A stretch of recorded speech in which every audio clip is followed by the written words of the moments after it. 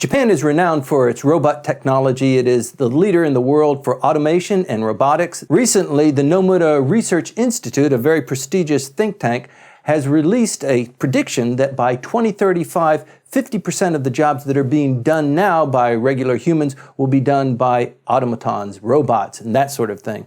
I think this is probably something that really needs to happen, Michael. The number of people that are doing work in Japan are falling down. People need more pay. The economy is not coming up. I think this is probably a pretty good idea. Well, okay, first of all, this report has gotten a lot of buzz to it, and it's a buzzy kind of thing. Right. Robots are going to be doing half of Japan's jobs. It's great for it's clickbait. Right. Well, let's be fair. But it does point out this really, really major issue that's behind it, which is Japan has a great difficulty accepting immigrants.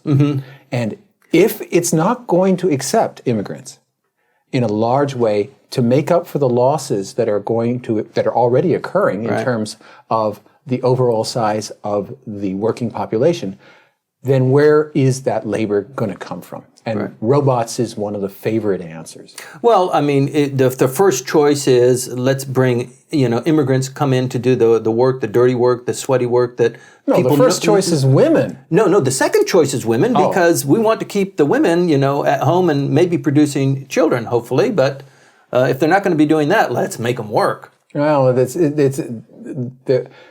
one of the things that gets played out internationally is that the number of women in the workforce has increased, that there are the administration, a conservative administration, is talking about womenomics, this concept that was invented over a decade ago by Kathy Matsui of Goldman Sachs, that Japan is becoming more cognizant of the value of women. Because if you're not going to have immigrants, you need some source of labor. Right. You're either going to employ people after their retirement age, and it's been very difficult for Japanese corporations to run that because their pay systems are seniority based. Right. So that's difficult. Bringing women into the workforce, of course, as you said, it then reduces the capacity of there to be stay-at-home moms. They have to be working moms, which creates demand for daycare, which leads to all kinds of things snowballing. Right. Robots is the answer. Well, I think what they did was they played it out. They've been playing it out for a couple of years, and they've just realized how really difficult it is to get women to go into management positions. I mean, they were shooting for 38% in management positions. They've brought that down to less than 10%. Yeah, but the assumption is that humans will do the thinking, creative work, and the robots will do the tasks that are currently don't require a lot of mental creative input, which is great. It's a beautiful thing. There's only one problem in terms of overall national strength is that robots are not consumers. That's true. That when you start talking about robots, you're talking about a shrinking Japanese economy with more and more work being done by machines. Now, on a per capita basis, that might be best. In terms of per capita incomes, that you're moving into thought work, that you're moving into creative work, probably means you're moving up in terms of the wage scale. Right. But in terms of the overall economy, in terms of the weight that Japan carries as an international player, robots are going to mean that, yes, you're going to consume electricity, but not much else. Right. Well, don't you think that this really must be throughout the world, Japan is probably at the leadership edge of this. I mean, they have a declining population, they have an unsupportable GDP, they've got an aging population that needs health care, that the working population can't continue to support.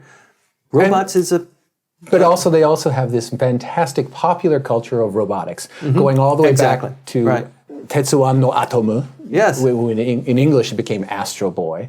But a humanoid robot, for some reason, you couldn't call the iron-armed atom didn't work in English, so they called him Astro Boy.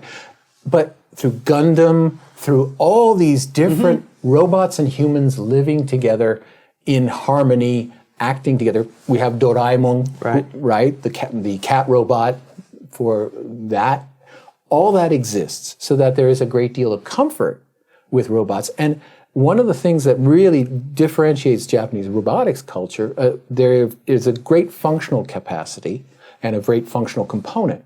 But there's also this obsession with creating humanoid robots, like that hotel with where the staff are these animatronic robots.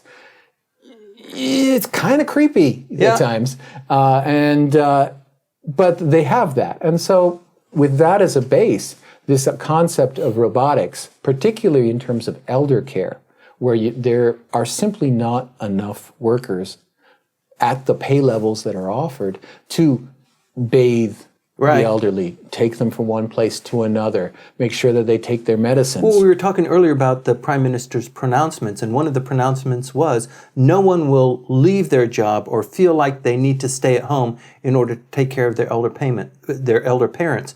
They will have a job, a full-time job, and they don't need to worry about that. How are you going to fill that blank in? Because the pay in that kind of home helper or senior care center helper is rock bottom. And that's because the government is the main consumer, and that's the main person who's paying the bills, and so they don't want wages to go up in that sector. Everybody else, yes, they wanted their wages to go up, but not for health care. That is where the robots are going to come in, if they come in. Now again, this is a BuzzFeed kind of story. Half of all work is going to be done by robots by 2035. I'm kind of skeptical. Gosh, I don't know. I'm really optimistic about this, Michael. I love the idea and I love the concept, and I'm really strong on the idea, because give it 20 years, who knows what can happen? I mean, look at the telephone. We had this silly flip-open telephone, just 10 years ago. We came up with the smartphone, and that is a dramatic improvement, and it does things that we never even thought were possible for a telephone. And I think that the same kind of leap in technology is possible. The amount of effort and energy that they're putting into the humanoid kind of robots, I think it will really surprise everybody. Well, if the only place where I'd really be in agreement with you has to do with the issue of security of the elderly. One of the issues that the administration doesn't like talking about, and especially in introducing My Number. That's one of the new things here in the new year. The My Number system is now on. It's online. When you get your social security number in the United States, it says very clearly, do not carry this card with you. On the form, it says, do not, because that number is really important. The My Card system is going to be passing that number around all the time. If there is some kind of robotic system that protects the elderly from fraud and abuse by people using their My Card numbers, by getting access to their accounts, and that there is just something that there's an automated presence that comes in and says no, there, I'm all for it. And their robotics, both in terms of its physical robots, but also robotic programming, that's something I see as really, really valuable. Well, Japan has more than 2 million vending machines, and those vending machines are not really robotic, but I think it just with a couple of generations in changing those things, those could be standalone robots as well, and they could do lots of services, including watching the elderly and being a service center for lots of services. I mean, the machines are already there. Yeah, but I'm really afraid that it's going to tell me after I put my money in, no. Looking at your waist, no. Yes, probably so. But even at that point, I mean, give it 5 years, Michael. Who's going to be using cash anyway?